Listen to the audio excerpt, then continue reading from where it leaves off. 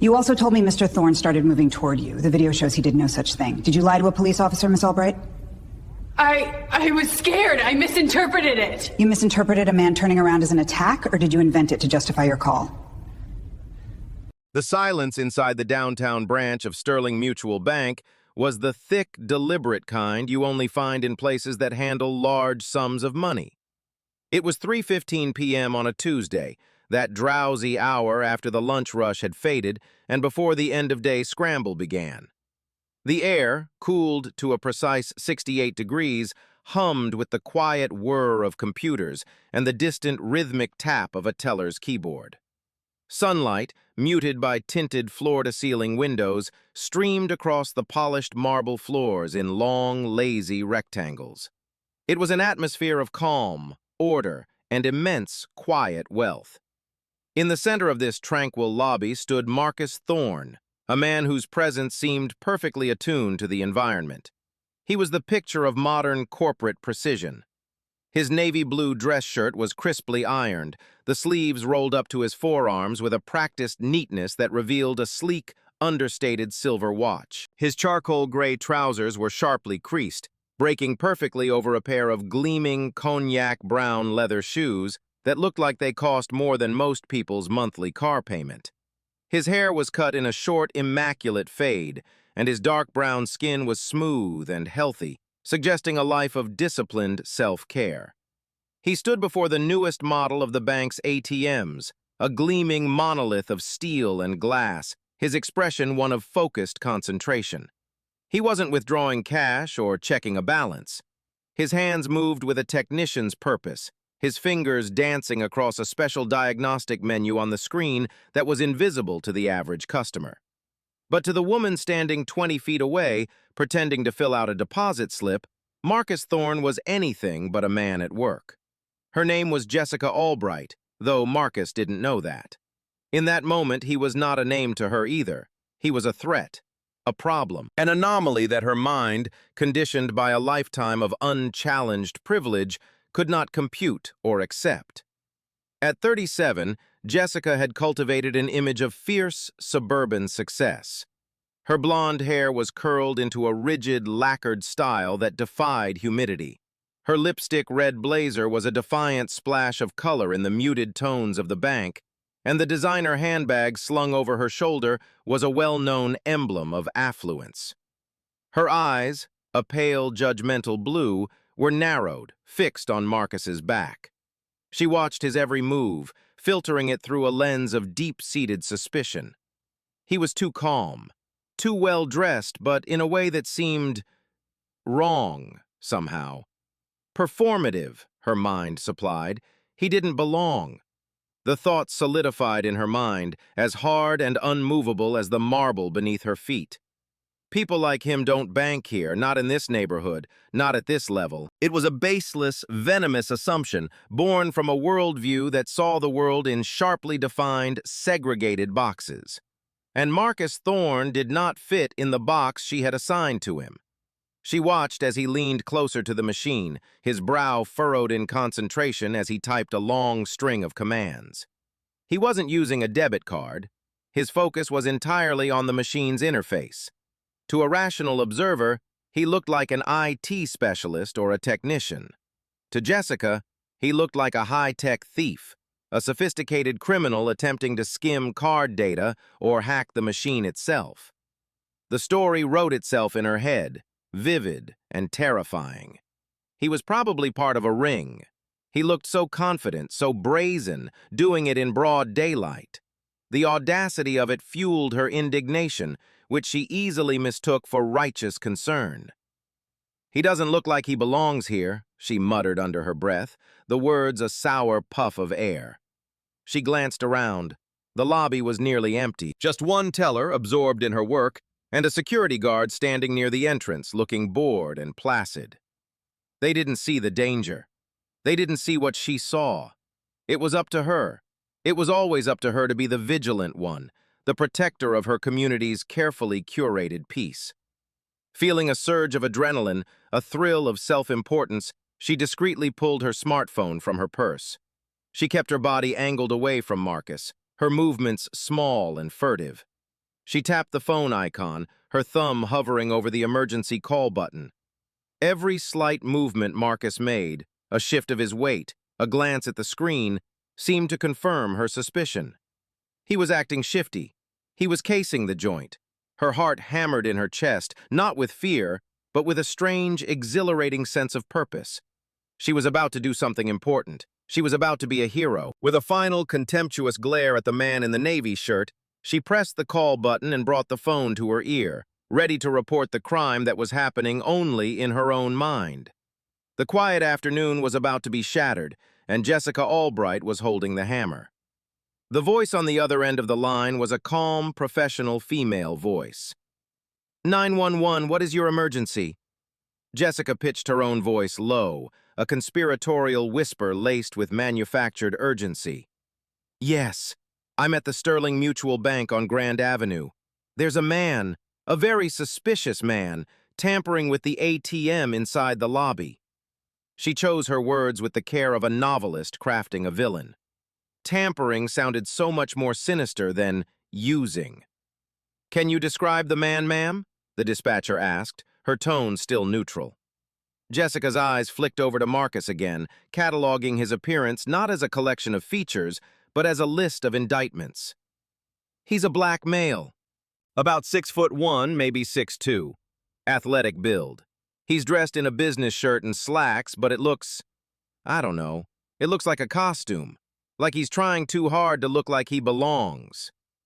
Every word was a brushstroke, painting a picture of deception. What is he doing that you consider suspicious? The dispatcher probed. This was the part where she had to be convincing.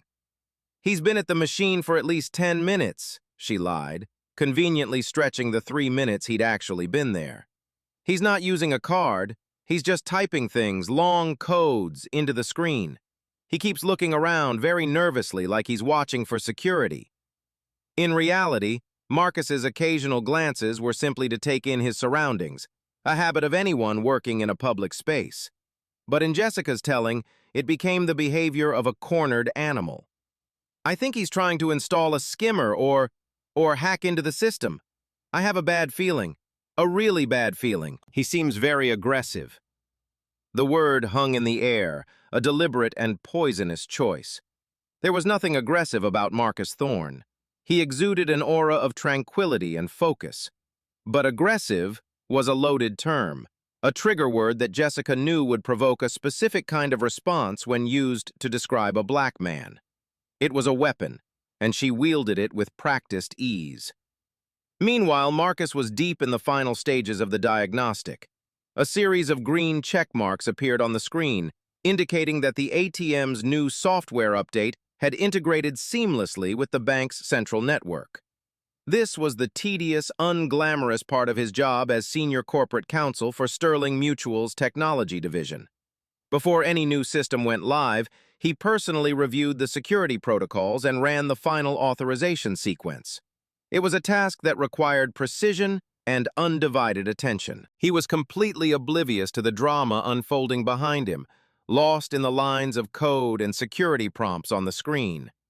He tapped a final confirmation, and the machine began to reboot, its screen flashing the familiar Sterling Mutual logo. His work here was done. He took a step back, flexing his shoulders, and allowed himself a brief moment of satisfaction. It had been a smooth update. He made a mental note to email the tech team that System 3.4 was stable and ready for deployment across the regional branches. He turned, a slight smile on his face, and for the first time he made direct eye contact with Jessica Albright. Her face was a mask of poorly concealed shock and alarm, her phone still pressed to her ear. Seeing him turn, she flinched, her eyes wide with what looked like genuine fear. But it wasn't fear of him, it was the fear of being caught. She quickly turned her back, her whispered conversation becoming more frantic. "He sees me! Oh my God, he's looking right at me! You need to send someone! Now!" Marcus's smile faded. He registered the look on her face, the furtive posture, the phone call. A familiar cold dread began to pool in the pit of his stomach. It was a feeling he'd known his whole life, an internal alarm system honed by years of navigating a world that often saw his skin color before it saw his humanity. He didn't know what she was saying, but he could guess. He had been in this movie before. He knew how it started, and he knew how it could end. The air in the bank suddenly felt much colder.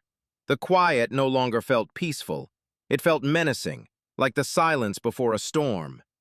He remained perfectly still, his mind racing, calculating the potential angles of the impending disaster. He had done nothing wrong, but he knew, with a certainty that chilled him to the bone, that his innocence was about to become the least relevant fact in the room. Less than 4 minutes later, the serene atmosphere of the bank lobby was decisively shattered. The glass doors swung open with a pneumatic hiss, and 2 police officers stepped inside. They moved with the heavy, purposeful gait of people accustomed to entering spaces and immediately commanding them. The first was a younger man, Officer Miller, his jaw tight and his hand resting almost instinctively on the grip of his holstered sidearm. The second was a woman, older and with sergeant stripes on her sleeve.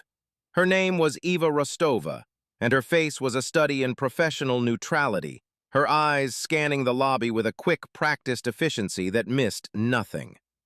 Jessica Albright practically lunged toward them, her performance of a terrified victim kicking into high gear. "Thank God you're here," she breathed, her voice trembling with manufactured relief.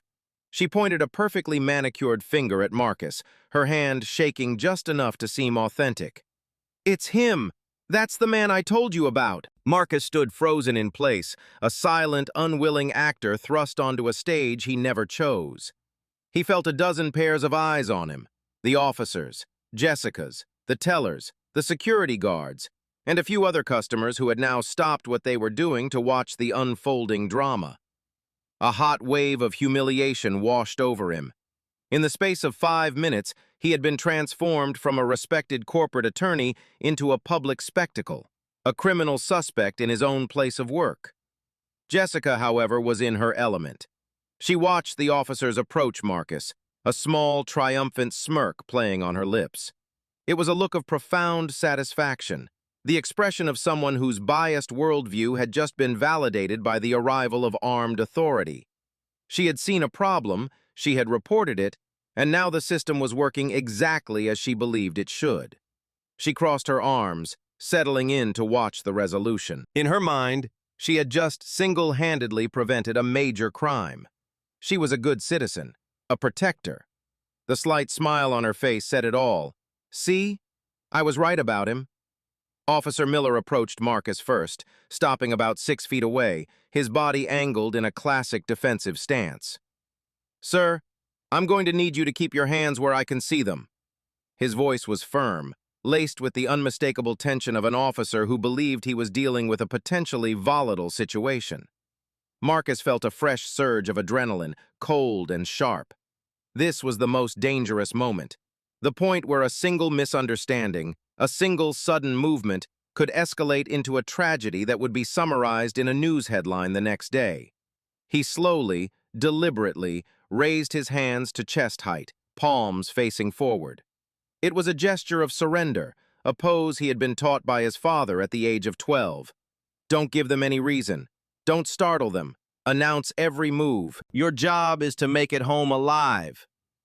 The words echoed in his memory, a bitter inheritance passed down through generations. "Of course, officer," Marcus said, his voice miraculously steady, betraying none of the chaos churning inside him. "My name is Marcus Thorne. I haven't done anything wrong." Sergeant Rostova moved to the side, her gaze sharp and analytical as she assessed him. She addressed Jessica without taking her eyes off Marcus. "Ma'am, please step over here and tell me exactly what you witnessed." Jessica eagerly scurried over to the sergeant, her voice dropping to a loud, dramatic whisper that carried across the silent lobby. "He was tampering with the machine for a long time. No card, just typing weird codes. He looked agitated and aggressive, and when he saw me on the phone, he started walking toward me." It was a blatant, outrageous lie. Marcus hadn't taken a single step toward her. He had simply turned around. But the accusation landed in the air with sickening weight. The word aggressive, used for a second time, hung between them all, an invisible but potent poison. The smirk was gone from Jessica's face now, replaced by a mask of grave concern. She was no longer just an observer, she was the star witness for the prosecution, and she was giving the performance of a lifetime. Marcus watched her, a sense of surreal detachment settling over him. He was listening to a complete work of fiction being told about him, a story that could irrevocably alter or even end his life. And the author of that fiction was standing right there, basking in the glow of the flashing blue and red lights that were now visible through the bank's windows. The air in the bank had become a vacuum, sucking all the normality out of the afternoon. Officer Miller's focus was locked onto Marcus, his expression a tense mixture of caution and authority. "Sir, I'm going to need to see some identification." Marcus's mind shifted into a state of hyper-awareness. He knew this dance. He had been forced to learn the choreography long ago. Every step had to be precise, telegraphed, and utterly non-threatening. A single misstep could be misinterpreted, and in this dance, a misinterpretation could be fatal. His father's voice was a steady presence in his mind. "Live to fight it another day. The sidewalk is not a courtroom. Comply, explain, and survive." "My wallet is in the inside pocket of my jacket, which is on the counter over there," Marcus said, his voice calm and even. He nodded his head slowly toward a small customer service counter a few feet away where he had placed his blazer. "I'm going to turn and walk to it very, very slowly. Then I will reach into the pocket with my right hand and retrieve my wallet. Is that acceptable, officer?"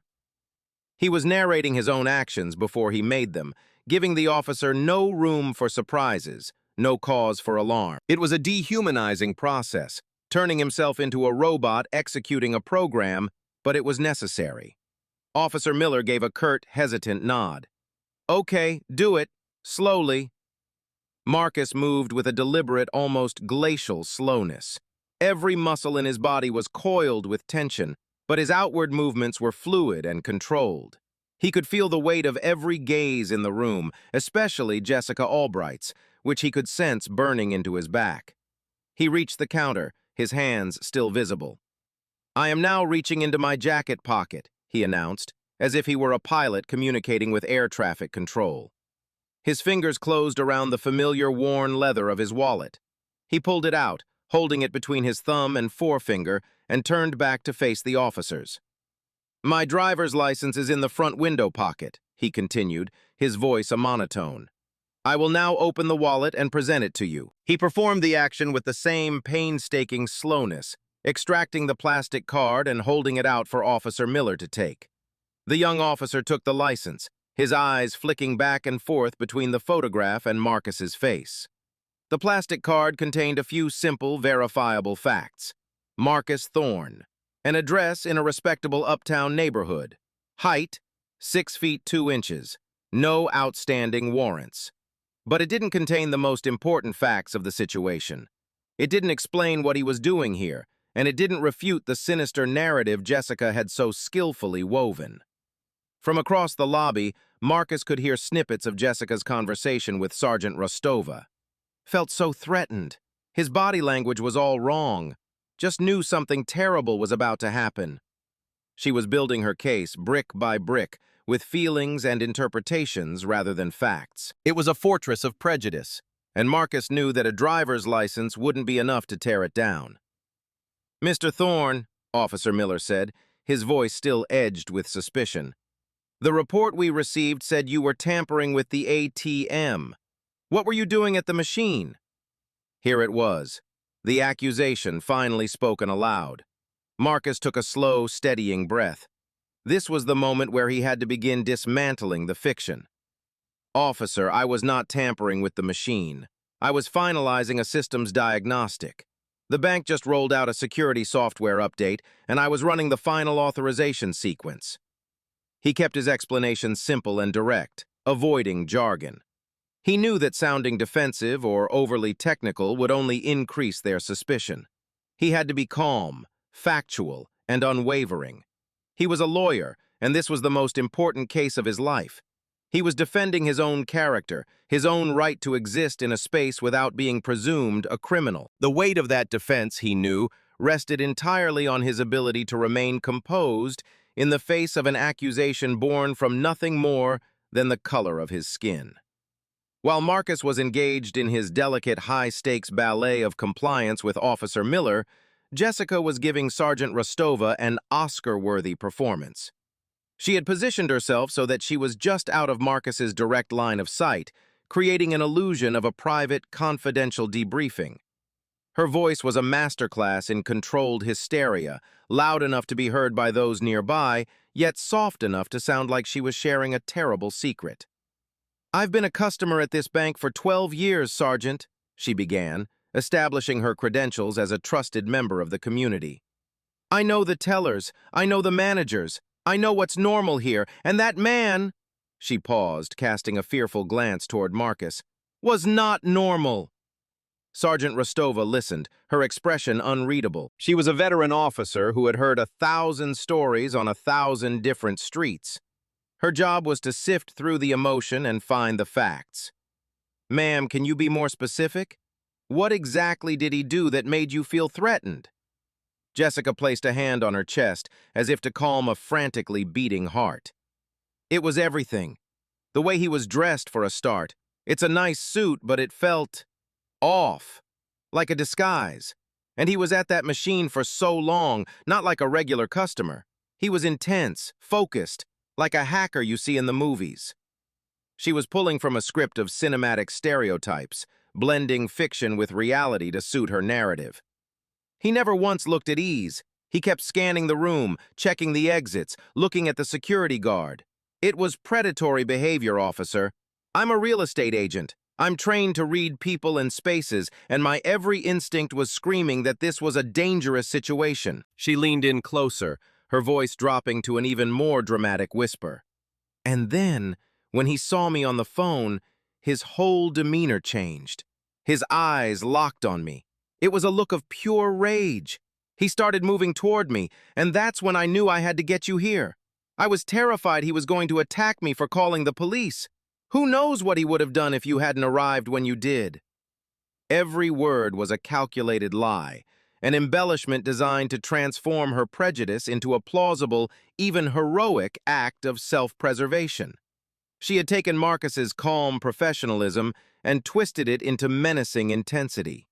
She had turned his simple act of turning around into an aggressive advance. She was not just reporting what she saw, she was creating a reality that justified her actions, a reality where she was the potential victim and he was the clear and present danger. Sergeant Rostova made a few notes in her small, leather-bound notebook. "Did he ever speak to you, ma'am? Did he make any verbal threats?" Jessica hesitated for a fraction of a second, the briefest flicker of uncertainty in her eyes. It was a crucial question, one that required a factual answer. "No," she admitted, her voice tight. "He didn't say anything, but he didn't have to. It was all there in his eyes. It was pure aggression. I felt it. As a woman alone in here, I have to trust my intuition. My intuition told me that man was going to hurt someone." She had successfully framed her bigotry as female intuition, a clever and manipulative tactic designed to be unassailable. How could anyone argue with what she felt? She had painted a masterpiece of deception, and now she stood back to admire her work, confident that the officers would see the same picture she had so vividly created. She glanced over at Marcus, who was still standing with his hands in plain sight, and felt a renewed sense of conviction. She hadn't just done the right thing, she had done a brave thing, and soon everyone would thank her for it. The truth, however, had a funny way of refusing to stay buried, and the foundations of Jessica's carefully constructed fiction were about to crack. Officer Miller was still holding Marcus's driver's license, his thumb rubbing over the smooth plastic as if trying to divine some hidden truth from it. The name and address checked out, but they didn't align with the story he had just heard from Jessica Albright via Sergeant Rostova's relayed summary. The pieces weren't fitting. "Mr. Thorne, you say you work for the bank?" Miller asked, his skepticism still evident. "Doing what, exactly?" "I'm in the legal department," Marcus replied, keeping his tone level and professional. Specifically, I'm Senior Corporate Counsel for the Technology and Infrastructure Division. My role involves overseeing the legal and security compliance of all our digital platforms, including the ATM network. This machine just received a critical patch for its encryption software. I was here to perform the final security audit and authorization before it goes online across the state. It's a standard procedure. He delivered the information with the clarity and precision of a lawyer presenting a case. It was a complex explanation, but he had distilled it to its essential, verifiable elements. He saw a flicker of doubt in Officer Miller's eyes. It was a good story. A little too good, perhaps. It was detailed, specific, and not what a common criminal would likely invent on the spot. "You have any proof of that?" Miller asked, his voice a fraction less hostile than before. "An employee ID, maybe?" "Of course," Marcus said. He gestured with his chin toward his wallet, which Miller was still holding. "It's in my wallet, along with my debit card for my employee checking account and my State Bar Association card." This was a pivotal moment. The wallet, an ordinary leather billfold, had become a vessel of truth. It contained the artifacts of his identity, the tangible proof of the life and career he had built. Each card within it represented a part of his story, a story that was in direct, violent contradiction to the one Jessica Albright was spinning. Officer Miller handed the wallet back to Marcus. "Show me." Once again, Marcus narrated his actions. "I am opening my wallet to the main card slots." He moved with the same infuriating, necessary slowness. He bypassed his personal credit cards and slid out 3 specific pieces of plastic. The first was his Sterling Mutual Bank employee ID. It had his picture, a professional headshot, him in a suit and tie, his name, and his title. Marcus Thorne, Senior Corporate Counsel. He handed it to the officer. Miller looked at the ID, then at Marcus's face, then back at the ID. The first significant crack appeared in the officer's wall of suspicion. Next, Marcus produced his corporate debit card, also bearing his name and the bank's logo. "My employee checking account," he stated simply. Finally, he slid out the third card. This one was different. It was blue and gold, embossed with the seal of the State Bar Association. It identified him not just as an employee, but as a licensed officer of the court, an attorney. This card carried a different kind of weight. It spoke of years of education, grueling exams, and a sworn oath to uphold the law. It was a testament to his position within the very system that was now being used against him. He presented all 3 cards to Officer Miller. The young officer took them, his expression now one of complete confusion.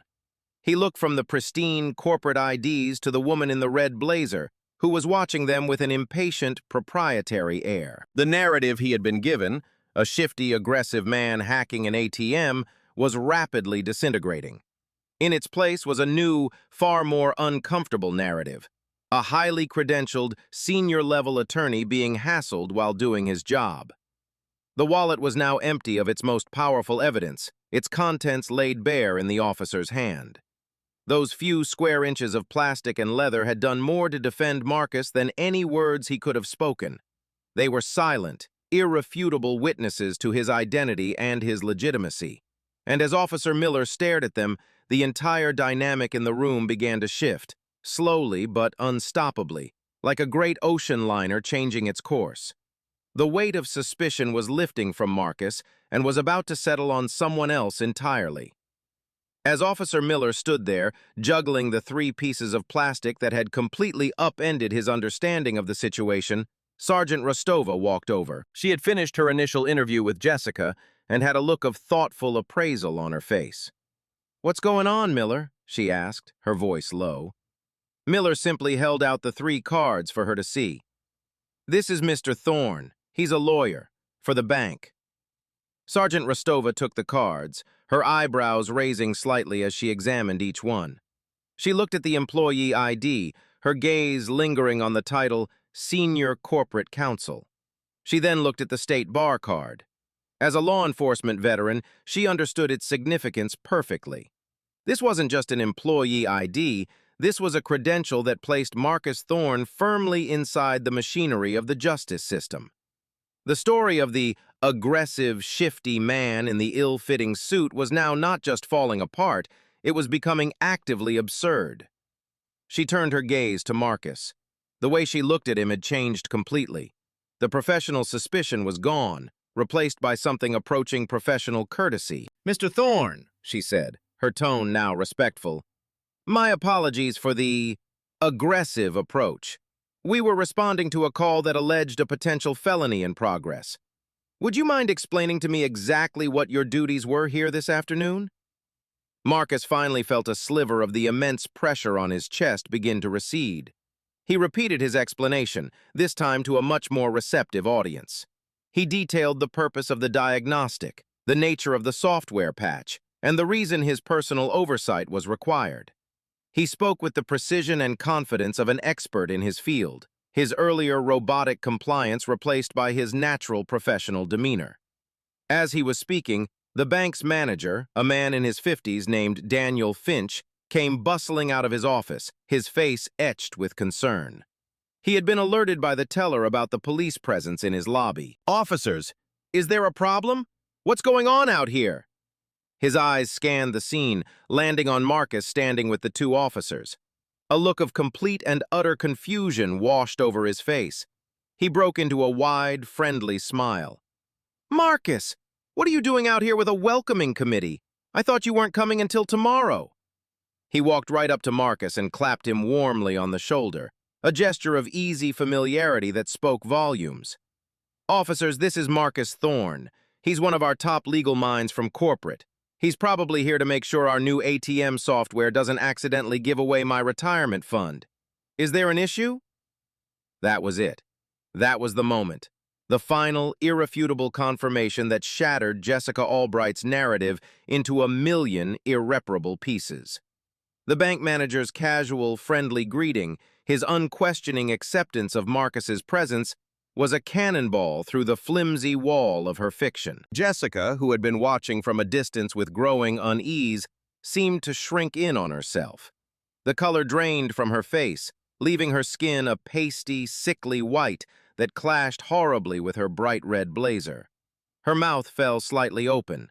The smug certainty, the self-righteous indignation, it all evaporated in an instant, replaced by the dawning, panicked horror of someone who has just made a catastrophic, life-altering mistake.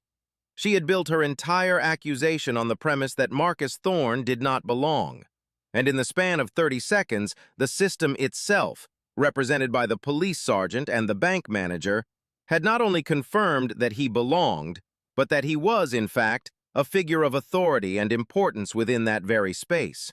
The narrative hadn't just shattered, the entire story had been flipped, and the role of the villain was now suddenly, terrifyingly vacant.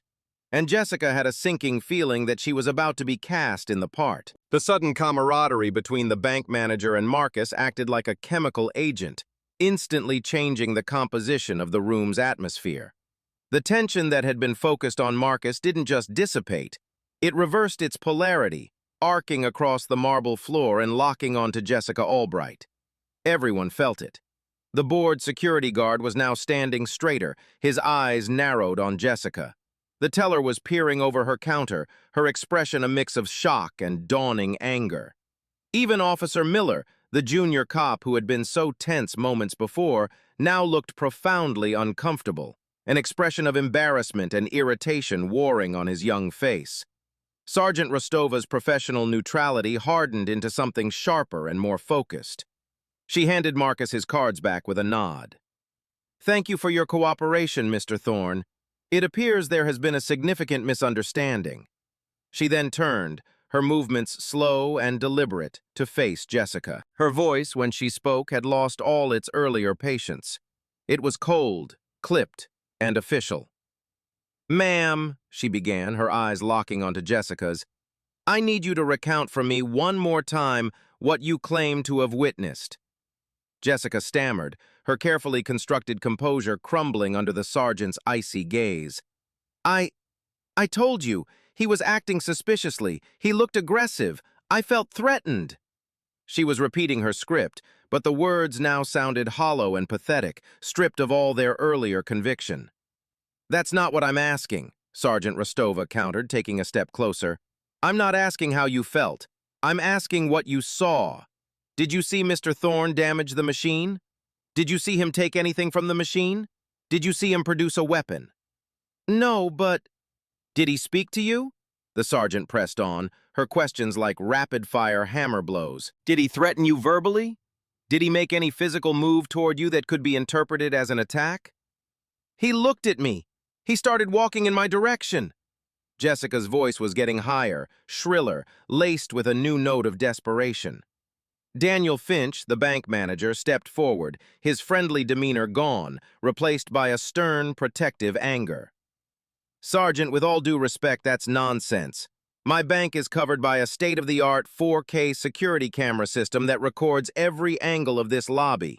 I can pull up the footage on my tablet right now. It will show you exactly what happened, and I can guarantee you it won't match the story this customer is telling." The mention of security footage was the final nail in the coffin of Jessica's lie. Her eyes widened in panic. The camera!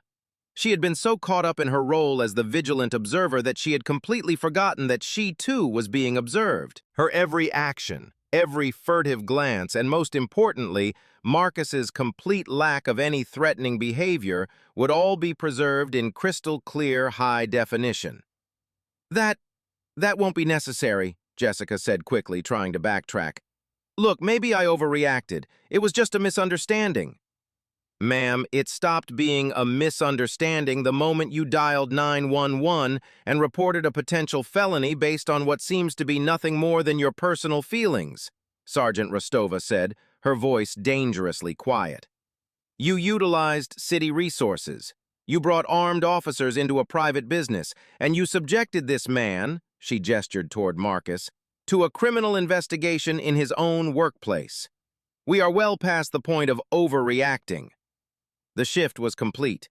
The roles were now fully and irrevocably reversed. The accuser had become the suspect. The protector of the community had become the disruptor of the peace. And the man in the navy blue shirt, who had stood silently under a cloud of suspicion, was now the primary victim of a crime that was just beginning to be investigated. The room was still silent, but it was a new kind of silence, filled with the palpable, delicious tension of a reckoning that was just getting started. Daniel Finch didn't wait for the officer's permission. With a few brisk taps on the tablet he was holding, he accessed the bank's security feed. "Here we are," he announced, his voice ringing with authority. He turned the screen so both Sergeant Rostova and Officer Miller could see.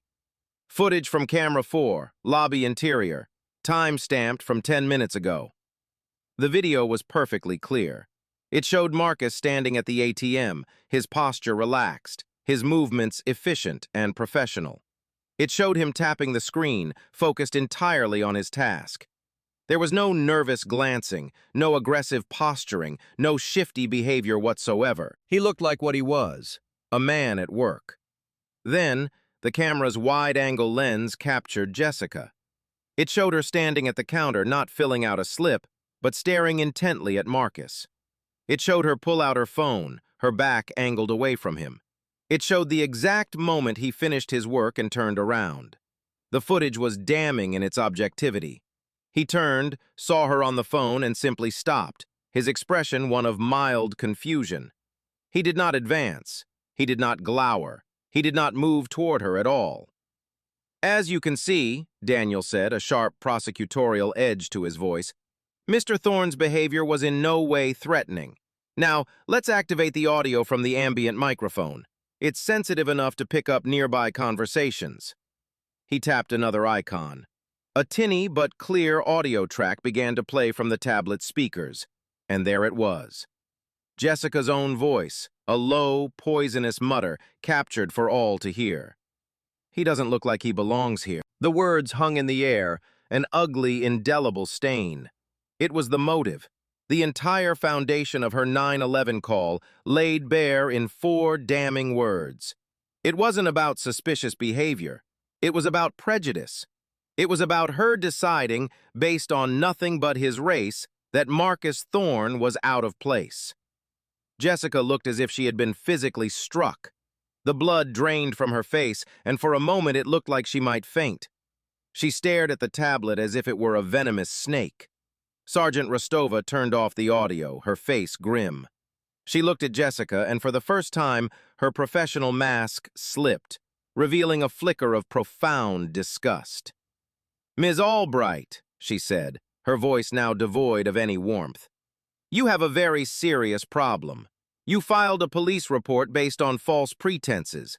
You deliberately misled a 911 operator and subsequently sworn law enforcement officers. You attributed actions and motives to Mr. Thorne that are verifiably false, as proven by this video evidence." She took out her notepad again, but this time she wasn't taking notes on Marcus. She was starting a new report. "What is your full name and date of birth, ma'am?" The question, so mundane and procedural, hit Jessica with the force of a physical blow. She was being processed. She was the subject of a police report. Jessica Ann Albright, August 12, 1988. "And your address?" She recited her address in a numb, robotic whisper. The beautiful home in the gated community, the one she worked so hard to afford, the symbol of her success and status, now felt like part of her indictment. "Ms. Albright, your 911 call is a public record," Sergeant Rostova continued, her pen scratching across the paper. "Your statements to me are part of my official report. The bank's security footage is evidence. You claimed you were threatened. You claimed Mr. Thorne was aggressive and was advancing on you. This footage shows that to be a deliberate fabrication. Do you have anything to say for yourself?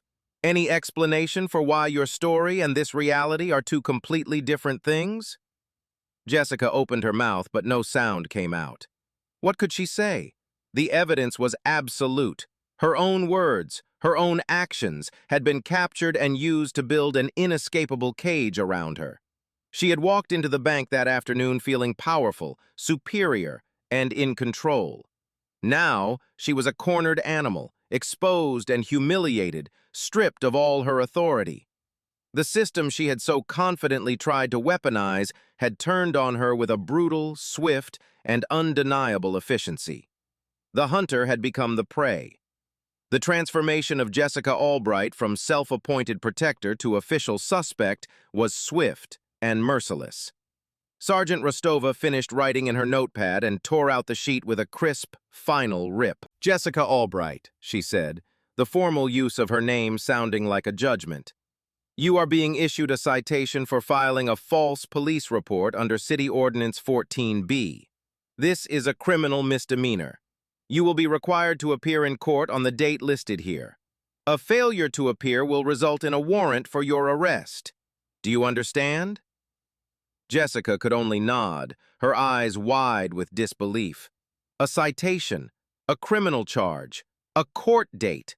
These were things that happened to other people, to the kinds of people she judged and looked down upon. They weren't things that happened to her. She numbly accepted the piece of paper, the flimsy sheet feeling as heavy as a block of concrete in her trembling hand. But the immediate consequences were not over. Daniel Finch, the bank manager, stepped forward, his expression like granite. "Furthermore, Ms. Albright," he began, his voice cold and formal, "your actions have created a hostile and unsafe environment for a member of my corporate team on our private property. You have harassed a man who was here in a professional capacity. Sterling Mutual Bank has a zero-tolerance policy for this kind of behavior." He paused, letting the weight of his words sink in. "As of this moment, you are no longer welcome at this branch or any Sterling Mutual Bank branch anywhere. We will be closing your accounts and mailing you a cashier's check for the remaining balance. You are now officially trespassing. I am asking you to leave the premises immediately. If you ever set foot in one of our properties again, we will have you arrested." A public banning, a financial severing. It was a swift corporate excommunication. The bank she had claimed to be a loyal member of for over a decade had just cast her out without a moment's hesitation. The institution she thought she was protecting had turned around and identified her as the threat. The humiliation was absolute. Her face, which had been pale, now flushed a deep, blotchy red. "You can't do that!" she sputtered, a last desperate gasp of her former entitlement. "I'm a long-time customer. I have a mortgage with you." "We will be selling your mortgage to a third-party lender," Daniel replied, his voice unwavering. "You will be notified of the change by mail. Now please leave. The security guard will escort you to the door." The guard, who had been watching with rapt attention, stepped forward. He was no longer bored. He looked at Jessica with an expression of open contempt. He gestured toward the exit. "This way, ma'am." Defeated, Jessica turned. She had to walk the entire length of the lobby, the walk of shame of her own making, under the silent, staring eyes of the tellers and the few remaining customers. The triumphant smirk she had worn just 20 minutes earlier was a bitter memory. As she passed Marcus, she refused to look at him, keeping her eyes fixed on the floor. She had tried to ruin his day, his reputation, maybe even his life, based on a vile prejudice. Instead, she had detonated her own. She was escorted out the glass doors, the pneumatic hiss sounding like a final sigh of rejection. Through the window, Marcus watched as she stumbled toward her luxury SUV in the parking lot, the criminal citation clutched in her hand. It was the first tangible price she would have to pay. But Marcus had a sickening feeling that the real cost of her actions, for both of them, was only just beginning to be calculated. The immediate ordeal was over, but the aftershocks were still to come.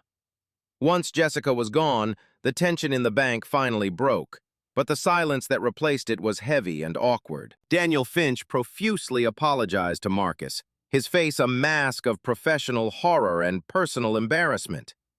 "Marcus, I am so sorry you had to go through that. It's unacceptable. We will be reviewing our internal protocols immediately." Sergeant Rostova gave Marcus her business card. "Mr. Thorne, you are the primary victim and witness in the case against Ms. Albright. The district attorney's office will likely be in touch. If you need anything from our end, that's my direct line." Her voice was professional, but her eyes held a glimmer of genuine sympathy. Marcus just nodded, his mind still struggling to process the rapid succession of events. He felt detached, as if he were watching a scene from a movie rather than living it. He exchanged a few more words with Daniel, assuring him he was physically unharmed, and then said he needed to get some air. He walked out of the bank's doors, back into the warm afternoon sun, and headed for his car. The moment he slid into the driver's seat and closed the door, the carefully constructed walls of his composure crumbled. The adrenaline that had kept him steady, that had allowed him to be calm and articulate in the face of accusation, drained away, leaving him weak and trembling. His hands, which had been so steady when he presented his ID, were now shaking uncontrollably. He gripped the steering wheel, his knuckles turning white, as a tidal wave of emotion he had been holding back crashed over him. It started with a tremor of pure, primal fear. The image of Officer Miller's hand resting on his gun was burned into his mind.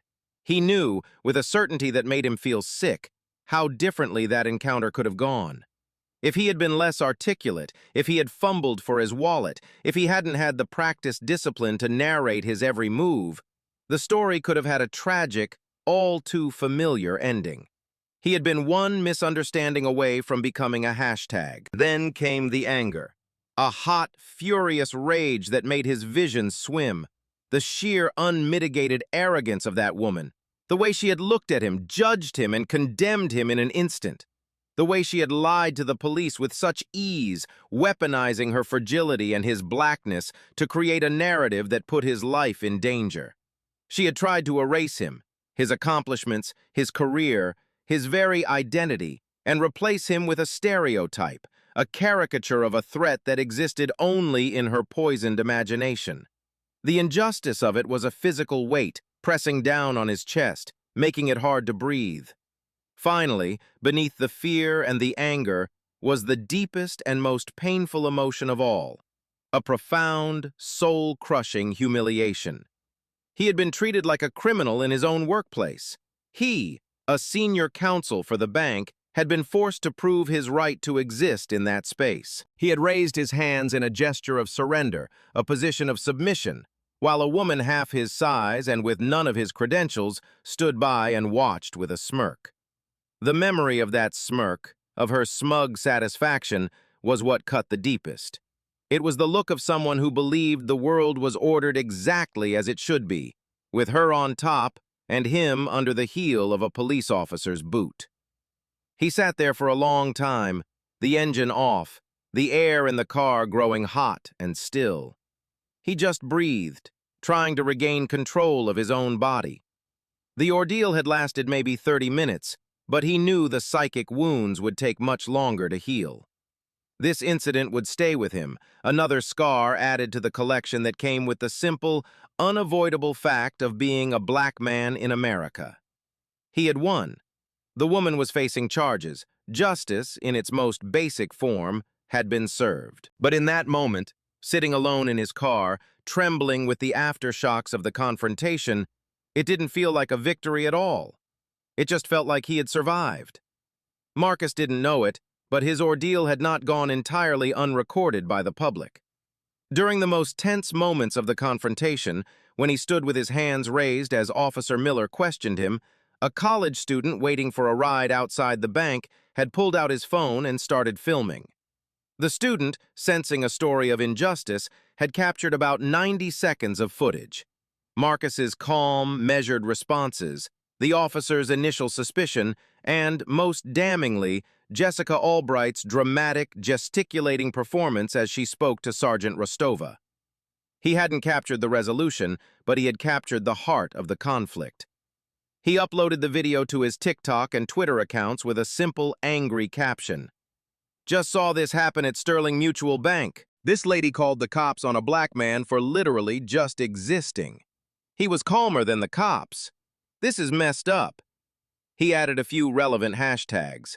Hashtag banking while black, hashtag Karen, hashtag police, and the name of the city.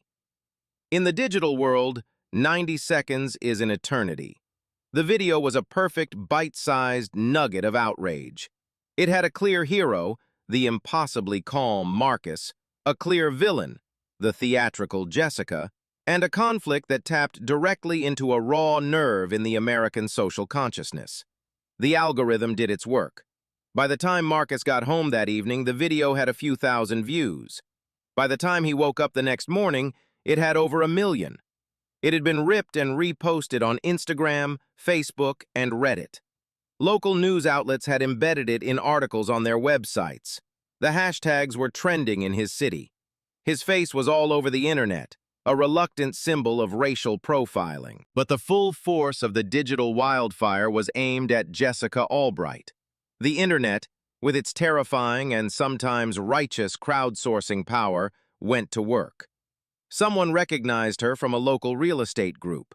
Within hours, her full name was attached to the video. From there, it was a cascade. Her Facebook and LinkedIn profiles were discovered. People found the website of the prestigious real estate firm where she worked, Albright and Vance Properties, and quickly deduced she was a named partner. The firm's online presence was immediately besieged. Their Google review score plummeted to 1 star, with hundreds of reviews pouring in, none of them about real estate. "Would give 0 stars if I could. Their partner Jessica Albright is a racist who files false police reports on black men," one read. "I wouldn't trust these people to sell a doghouse, let alone my home," read another. The company's social media pages were flooded with angry comments and links to the video. The firestorm was no longer just about a Karen in a bank. It was about a business, a brand that had built its reputation on exclusivity and community trust. The video was nicknamed Banking Becky or Sterling Karen. Memes were made. Jessica's exaggerated hand gestures were turned into GIFs. Her smug expression from the early moments of the video was screenshotted and became a symbol of white entitlement. She had wanted to be the hero of a small drama in a bank lobby, but she had instead become the villain in a global spectacle. She tried to delete her social media profiles, but it was too late. Everything had been screenshotted, archived, and shared thousands of times over. Marcus watched all of this unfold with a mixture of vindication and unease. On the one hand, seeing her actions exposed to the world felt like a form of justice. The public was seeing what he had seen, the raw, unfiltered prejudice. But on the other hand, the sheer ferocity of the online mob was unnerving. He had wanted accountability, but the chaotic, uncontrollable nature of internet vigilantism was a powerful and frightening force. Jessica had lit a match, expecting a small, controlled fire. Instead, she had ignited a digital inferno, and it was threatening to consume every aspect of the life she had so carefully built. The digital firestorm that engulfed Jessica Albright online quickly spread to the corporate offices of Albright and Vance Properties. By 9 a.m., the morning after the incident, the firm's phone lines were ringing off the hook.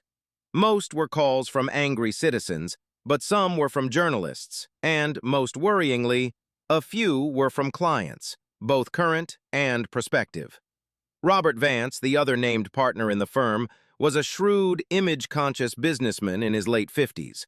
He arrived at the office to find his receptionist on the verge of tears and his email inbox overflowing with furious messages containing links to the viral video. He watched it once, his face growing progressively grimmer with each passing second.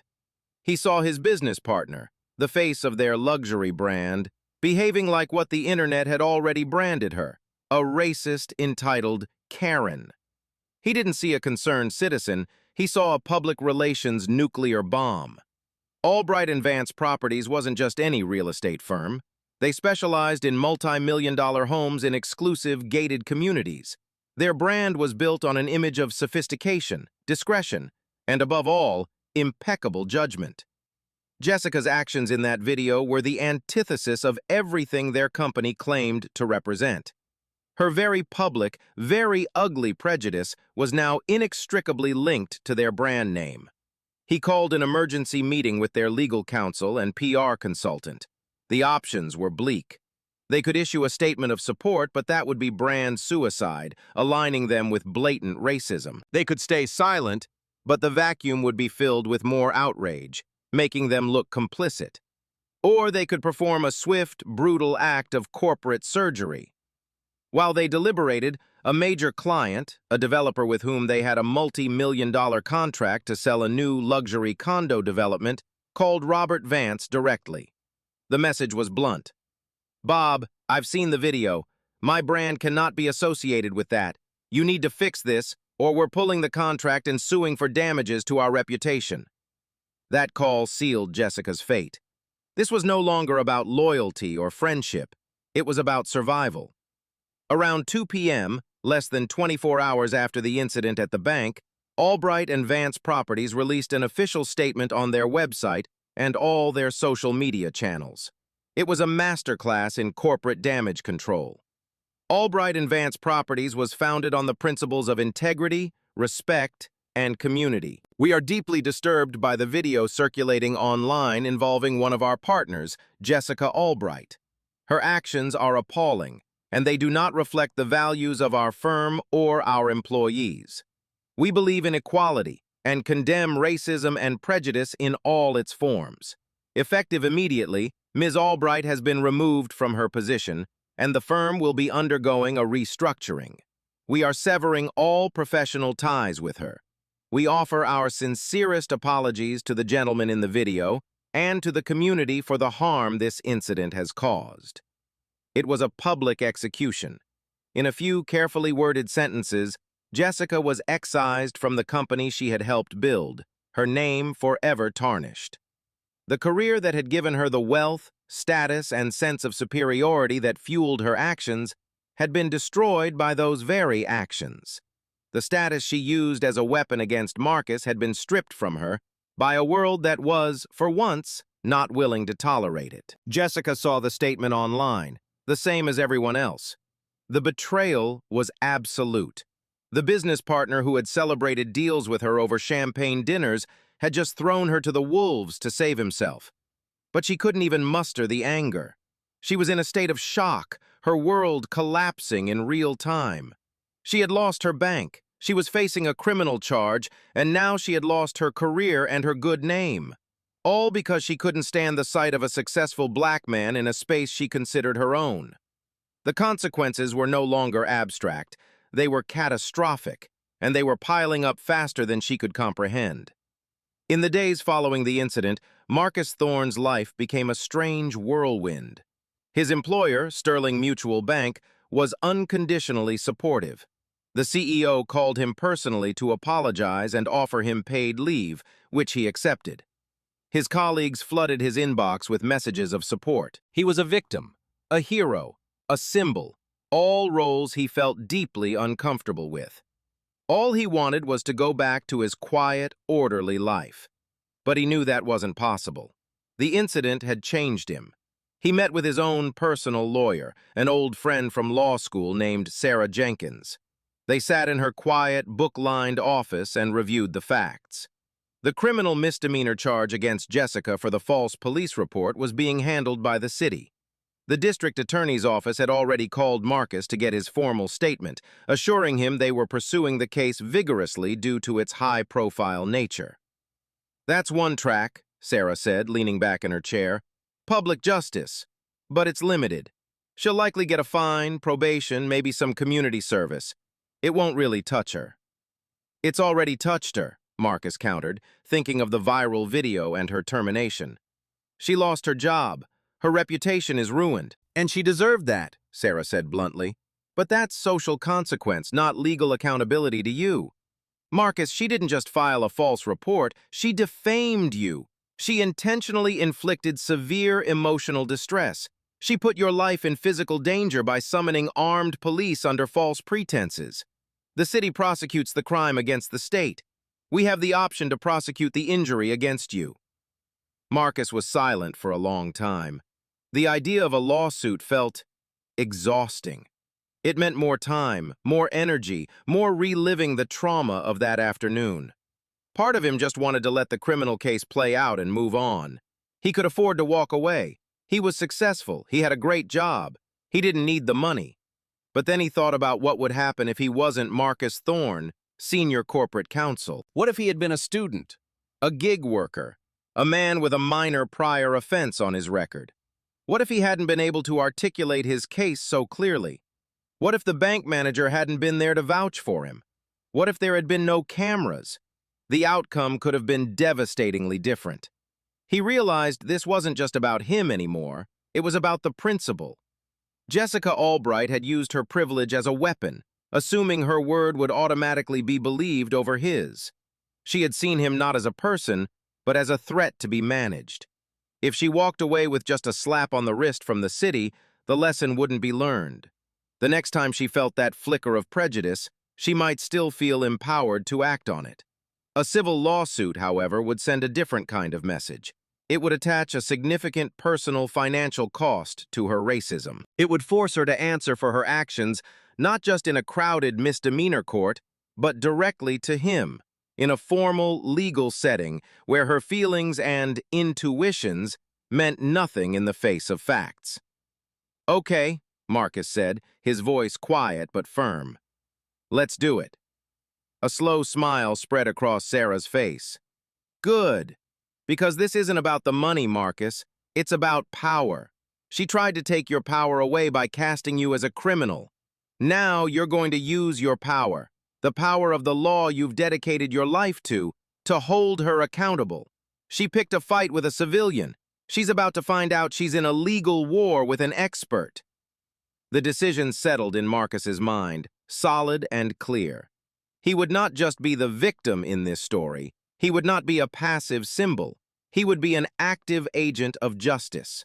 He would use the very system she had tried to manipulate against him to exact a precise and methodical form of accountability. It was a different kind of power, not the loud, brittle power of prejudice that Jessica wielded, but the quiet, formidable power of the law. And he was about to bring its full weight down upon her. The civil lawsuit moved forward with relentless efficiency. Thorne v. Albright became a case followed closely by local media. Jessica, now a pariah in her professional community, managed to hire a lawyer, but their defense was weak from the start. They couldn't deny the facts. The video and audio evidence were absolute. Their only strategy was to argue that Jessica's actions, while misguided, were the result of genuine, albeit mistaken, fear and not malicious intent. The key moment in the case came several months later during the deposition. A deposition is not held in a courtroom, but in a sterile conference room. There is no judge, no jury, just lawyers, a court reporter, and the person being questioned who is under oath. It's a grueling process designed to uncover facts, and it was here that Jessica Albright would be forced to confront the man whose life she had upended. She looked different. The confident, immaculately dressed woman from the bank was gone. She was thinner, paler, and the expensive clothes she wore seemed to hang off her frame. The arrogance in her eyes had been replaced by a haunted, defensive weariness. Marcus sat next to his lawyer, Sarah, looking as composed and professional as ever. He wasn't there to gloat. He was there as an officer of the court, a participant in a process. His presence alone, however, was a powerful statement. Sarah conducted the questioning, her voice calm and methodical. She started by establishing the basic facts of that afternoon. Then, she had the court reporter play the audio from the bank's security camera. The tinny sound of Jessica's own voice filled the silent conference room. "He doesn't look like he belongs here." "Ms. Albright," Sarah said once the audio stopped. "That was your voice, correct?" "Yes," Jessica whispered, her eyes fixed on the grain of the wooden table. "What did you mean by that statement? In what way did Mr. Thorne, a man in professional business attire inside a bank lobby during business hours, not belong?" Jessica's lawyer jumped in. "Objection calls for speculation." "It's not speculation, counsel," Sarah shot back. "It's a direct question about the defendant's stated thought process at the time of the incident. Overruled in a real court, and certainly overruled here. Please answer the question, Ms. Albright." Jessica struggled, her mind searching for a sanitized explanation. He seemed out of place. It was a gut feeling." "A gut feeling," Sarah repeated, letting the words hang in the air. "Let's talk about your other statements. You told the 911 operator, and I quote, 'He seems very aggressive.' The video shows Mr. Thorne standing perfectly still, focused on his work. Can you point to a single moment in the footage where he displays any behavior that a reasonable person would define as aggressive?" "It was his energy, his presence," Jessica stammered, her defense crumbling into vague, subjective feelings. "So you felt an aggressive energy from a man who was standing with his back to you, working silently," Sarah pressed. "Is it perhaps the case, Ms. Albright, that your gut feeling and your perception of an aggressive energy were based not on Mr. Thorne's actions, but on the fact that he is a black man?" "Objection!" her lawyer cried out. "No, that's not true," Jessica said, her voice rising in panic. "Isn't it?" Sarah continued, relentless. "You also told Sergeant Rostova that Mr. Thorne started moving toward you. The video shows he did no such thing.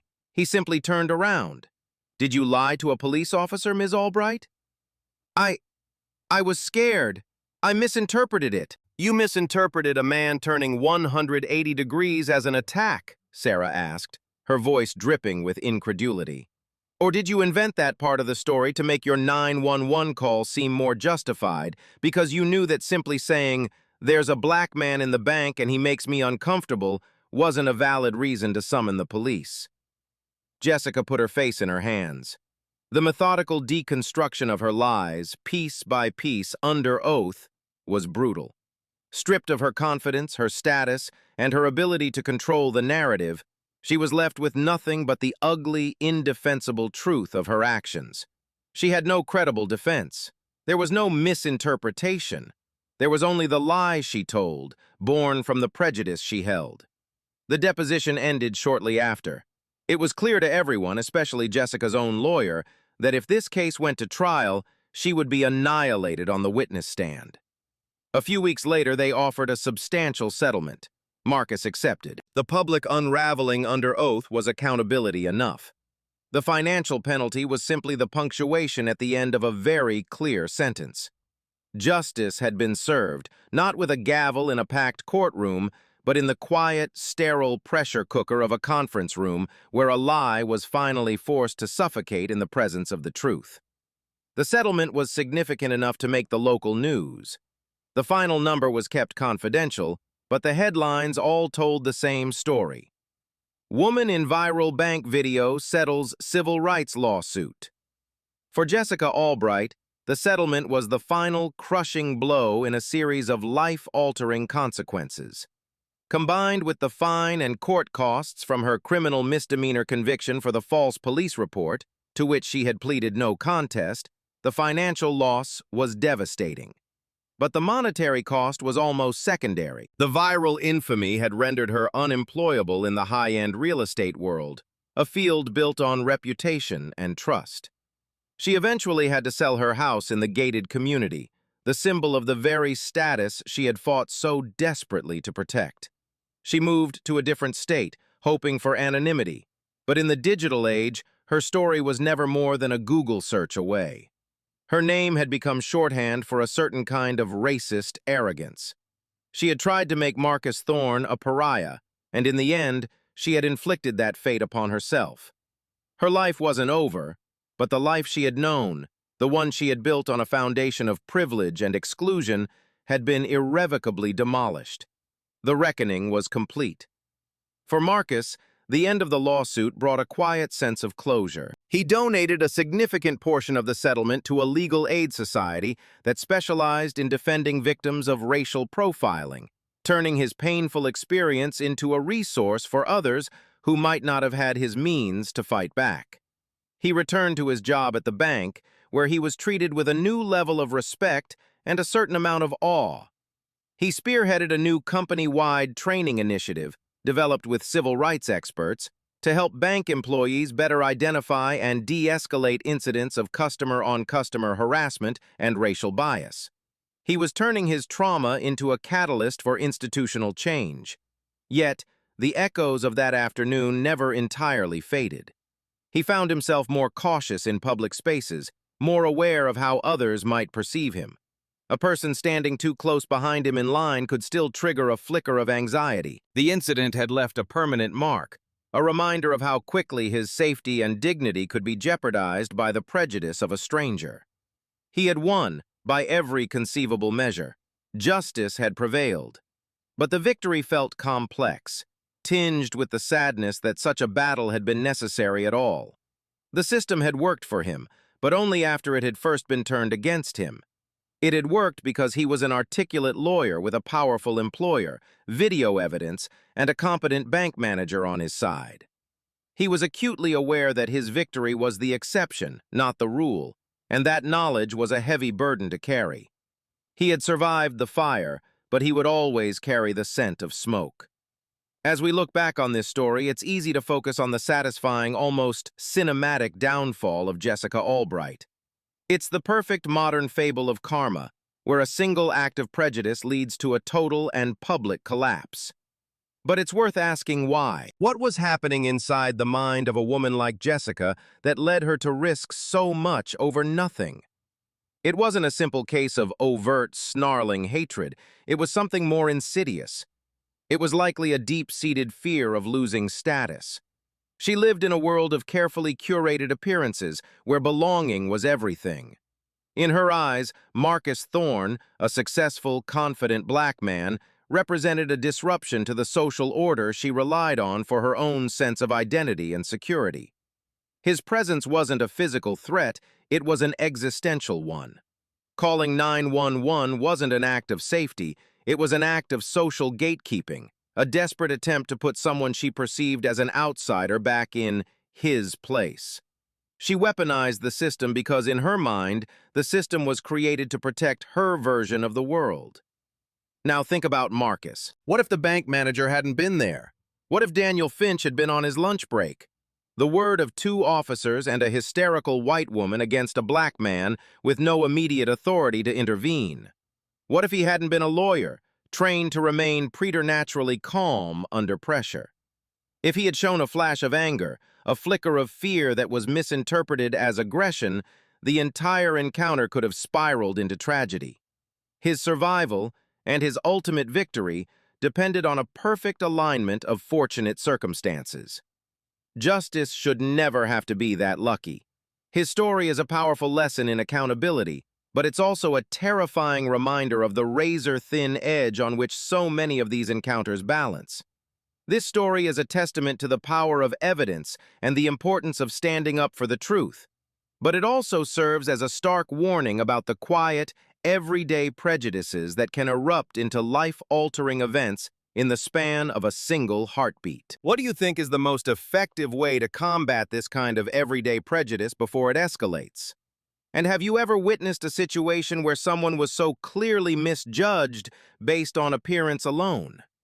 Share your thoughts in the comments below. Your stories matter.